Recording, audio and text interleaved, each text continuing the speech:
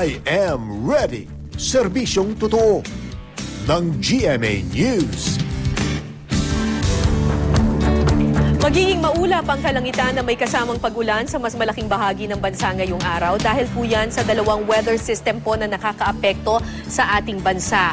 Sa Luzon po, umiiral po ang mahinang hanging habagat, habang ang Kalakang Mindanao naman ay apektado ng Intertropical Convergence Zone.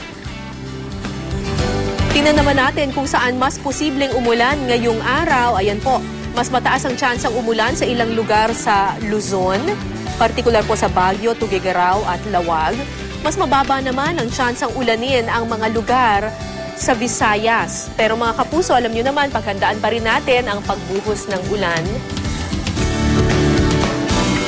Tingnan naman natin ang magiging lagay ng panahon sa Mindanao.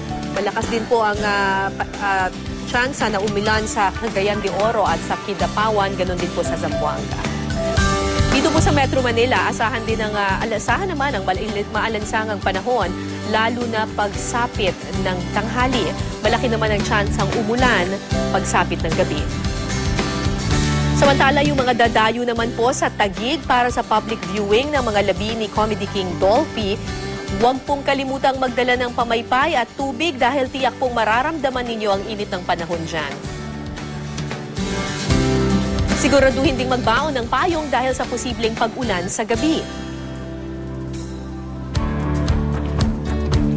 Asahan pa rin ang pagbuhos ng kalat-kalat na pag-ulan sa mga susunod na araw, pero magiging mas madalas naman po ang pagbuhos nito pagdating po ng Sabado.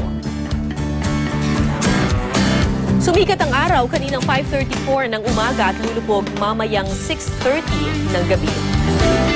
Ano man ang panahon, magplano, magsiguro, makibalita sa GMA Weather.